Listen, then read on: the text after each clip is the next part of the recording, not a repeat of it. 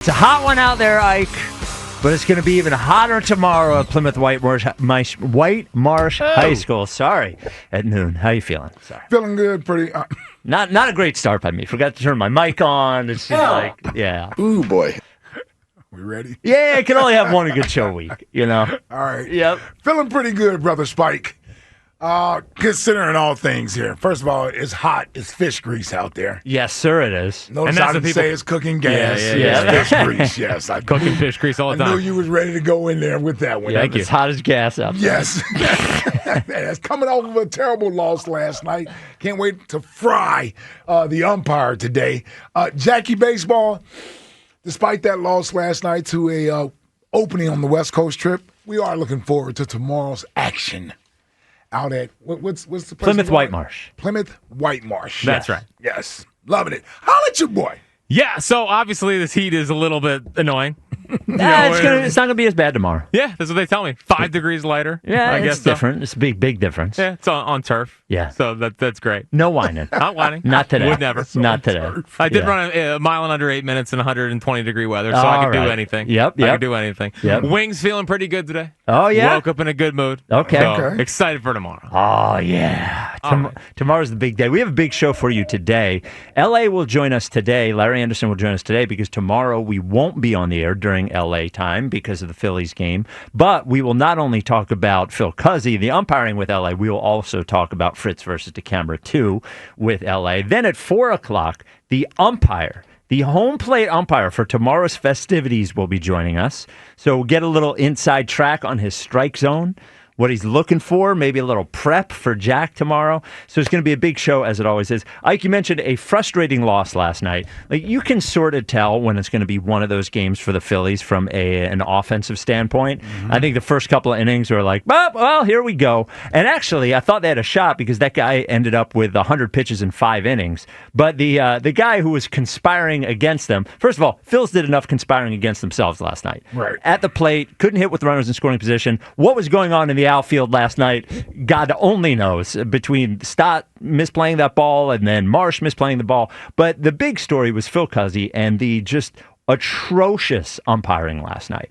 And I'm not even somebody who complains about officials. You know, it is what it is. I usually figure if they're bad for both teams, whatever. That was the worst umpiring from a ball and strike standpoint I think I've ever seen in a Major League Baseball game. Yeah. I mean, it was horrible.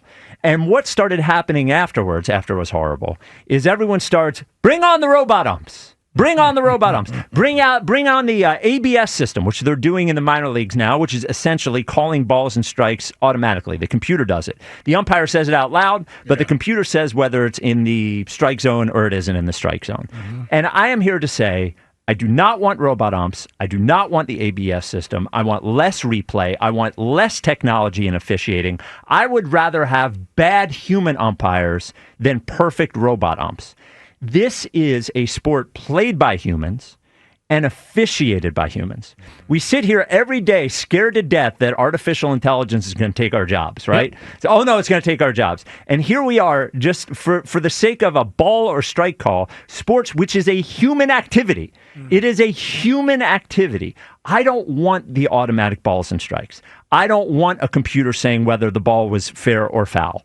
I want a human doing it. I want the day after, Ike, the day after a bad umpire does a bad job, I want to come on the radio and crush that umpire. Right. I want the manager to yell at the umpire. I want the get tossed. Yes, I want the hitter who's up there to look at him sarcastically and say something smugly. It is the beauty of sports. Yeah. Robot umpires are going to ruin sports. Human umpires are what is good about sports, even when they're bad.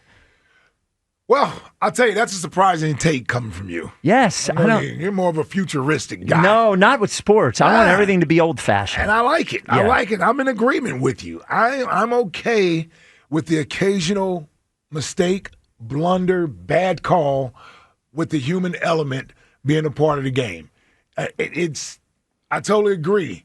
You know, I watch sports because I'm amazed at what athletes have the ability to do. I watch sports because before people started touching the sport, like, back in the day, Tim Donaghy, guys like that. Yep. This was the unknown. It's the best reality TV. And part of that is umpires making mistakes, officials making mistakes, referees making mistakes. It's going to happen. I don't like it when it happens against a team I'm rooting for, one of our teams. I certainly don't even like to see it in the biggest games on the biggest stage. But you know what? It's a part of it. It's a part of it.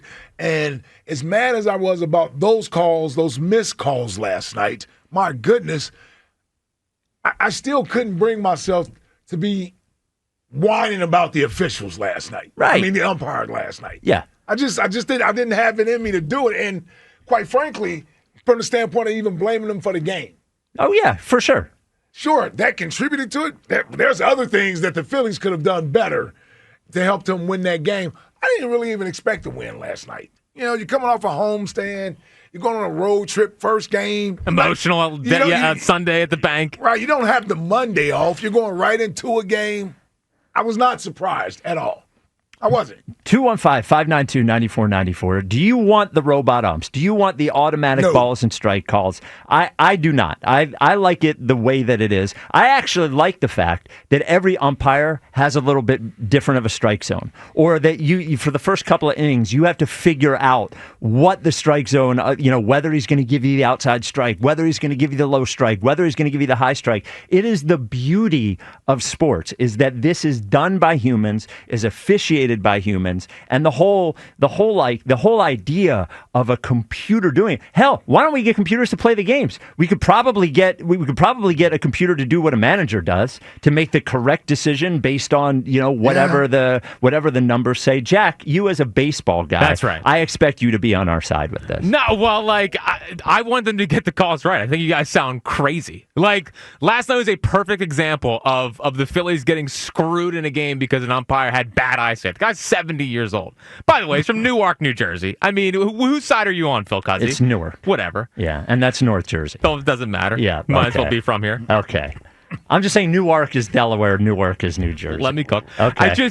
I understand the human element. There's a very easy solution that we've seen in spring training that hasn't taken away from the game. We've been robbed of the game. They get challenges. Umpires get a little chesty when they get it right and the guy calls it wrong. I just want the right calls made at the right time. Why is that so hard? The technology's here. We don't have to deal with this nonsense of a coin flip or the umpire's having a bad day. It's but ridiculous. That's part of it. That's what's good. But it doesn't have to be part of it. I just want them to get the calls right. No, I would look. I certainly am for them making sure that the umpires are better than they've been. I understand it's a union issue and all that sort of stuff with a guy who maybe shouldn't be doing it anymore. I think every umpire, every referee should be held to the highest standard, should have whatever the consequences are to not doing your job. You should be fired. You shouldn't be able to get to do World Series games, all of those things. I'm not promoting them doing a bad job.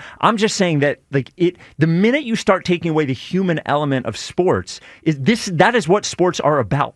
Sports are about humans. They are these are also big sports money leagues. These guys are influencing games that people are now betting on, or the possibility of winning a World Series. The stakes are just higher now, and it feels so archaic. Why are the stakes higher now? Because there's way more money involved now, and these guys are making more money, and the TV contracts. You want them to get these things right. That's all this is wanting to get everything right. Well, the human element was great for a long time, but it feels archaic. It feels archaic. When I'm watching that game last night, Harper gets completely taken out of the at-bat with two horrible calls. And Kerkering, by the way, that's affecting his numbers. That could affect his arbitration at the end of the year. Sure. So, it affected his mental health. You saw him start to break down on the mound after that. Mental health? Yeah, would hate to see that happen tomorrow. But, this affects so much more than, gee willikers, let's see if the manager gets thrown out of the game. No, that's exactly what I like about baseball, and it's exactly like every time that we are slowing down replays to see this exact thing about where the foot hit and all that sort of stuff. I think the more that we've instituted replay, the worse sports has got. It makes things take too long, and it takes out the human element. And I watch sports for the human element of everything that happens, and it includes the officials. And by the way, I also think all of these replays and things make the officials worse at their jobs. Because they're scared of getting things wrong instead of just making the call that they want to make. Well, I'll tell you, listen, I'm okay with the replay stuff. Right now, it hasn't gone too far. I don't need computers or robots doing balls and strikes. No, I don't. Just don't. I don't and need it's that going to for balls happen. and I think it's a strikes. mistake. I'm okay with it for a play at the plate or a play at a base, whether he's safe or he's out, that type of stuff. Okay, you want to go back, take a look at it, get it correct? I'm good with that. But balls and strikes, it's equivalent to me if you're calling holding calls in football. Right. Are you kidding me? You want holding calls called every play? No. But it can be called on every play. Sure.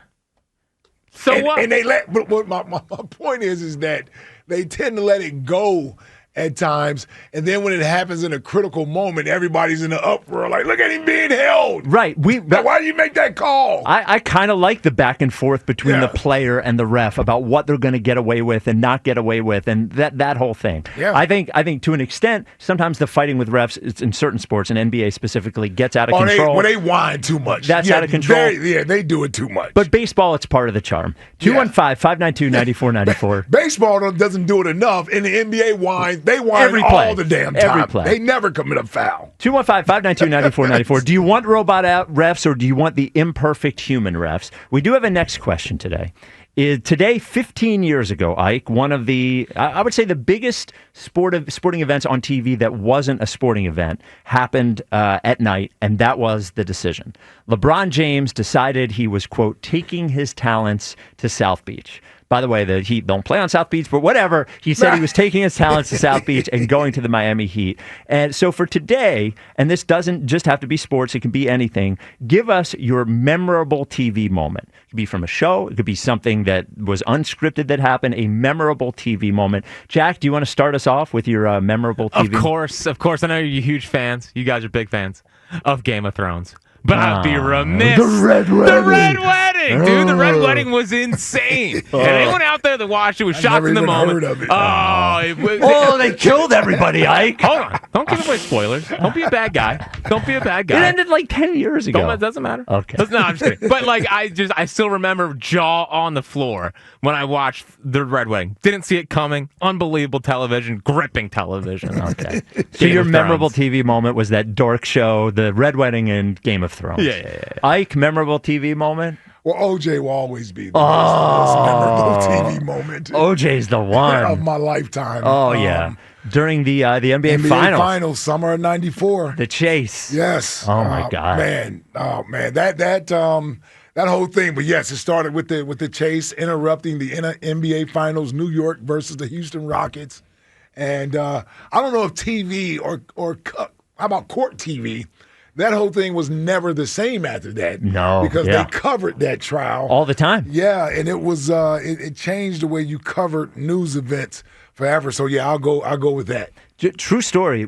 So my freshman year, I was at University of Southern California, which is where OJ went. Yep. And the first day of the trial, a guy on my floor, my buddy Wade and I were going to watch the trial. OG Wade? No, different Wade. And we're going to watch the trial in my dorm room. We're sitting there watching the trial. We hear a knock on the door.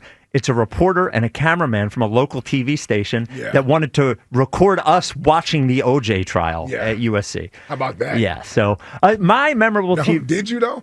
Let them? Yeah. Absolutely. Oh, okay. Yeah. Come on, man. At USC, I mean, what's the point of not doing that?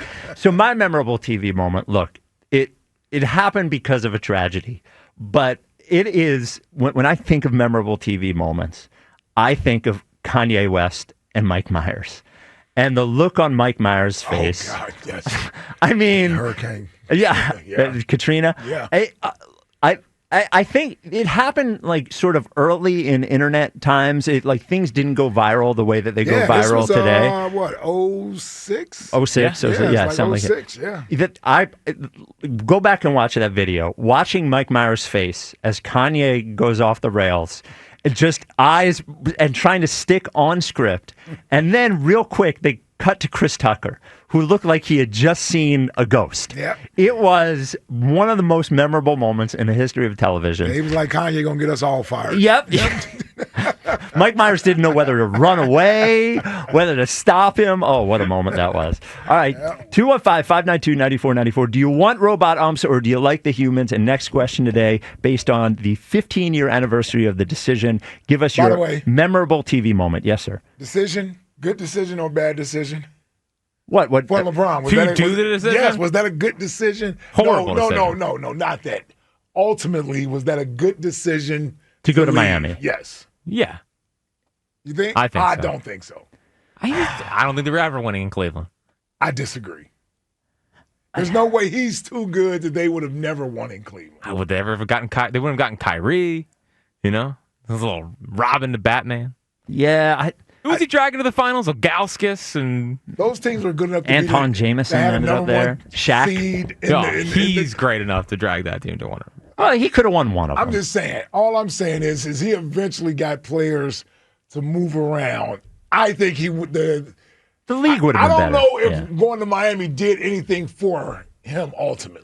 If he had just stayed in Miami afterwards, I think it would have done more. I think the fact that he left again makes it Yeah. even worse. Yeah. If he had just like Durant, if Durant had just stayed in Golden State and won a bunch of championships, but ultimately, I think going to Miami, I think you could think about it either way. Leaving Miami, I think, was the worst thing for him because it made him look like a prima donna. He wasn't getting what he wanted, and then ended up leaving again. Doing the decision, probably not his best decision. No, that was terrible. Yeah, Jim Gray interviewing him in front of children. Yeah, that was in front of like Akron children, right? I know. Yeah. Well, wasn't the proceeds going to something? Yes, That's to what- I think school, a boys right? and his I Promise school, School? yeah, or a boys and girls club, and he sat them all in front of him and disappointed them all by telling them that he was leaving.